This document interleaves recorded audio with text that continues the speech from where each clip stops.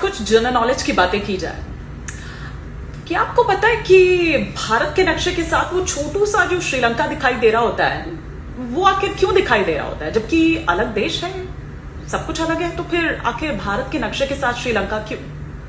बचपन में तो आपने बहुत अपने एग्जाम्स में भारत का नक्शा जब आता है वो भरने के लिए, तो आप लोगों ने भी भरा होगा, बताया होगा ये कौन सा राज्य है। कई बार वो कलर्स से आपको फिल करने के लिए दिया जाता था कि बताइए कि ये कौन सा राज्य है।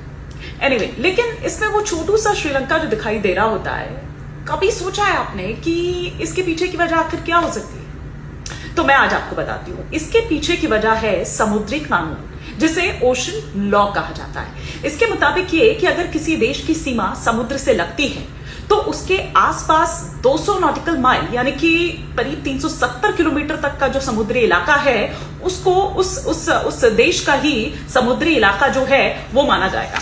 मतलब अगर इस लिहाज से हम देखें तो इस 370 किलोमीटर के आधार पर श्रीलंका जो है वो भारत के समुद्री क्षेत्र में आता है। दरअसल भारत की अंतिम सीमा तमिलनाडु में धनुषकोडी से श्रीलंका की दूरी 18 किलोमीटर है, और यही वजह है कि समुद्री कानून के मुताबिक भारत को अपने मानचित्र पर, अपने मैप पर श्रीलंका को दिखाना जरूरी है। अगर वो नहीं दिखाता है तो ये अपराध माना जाएगा।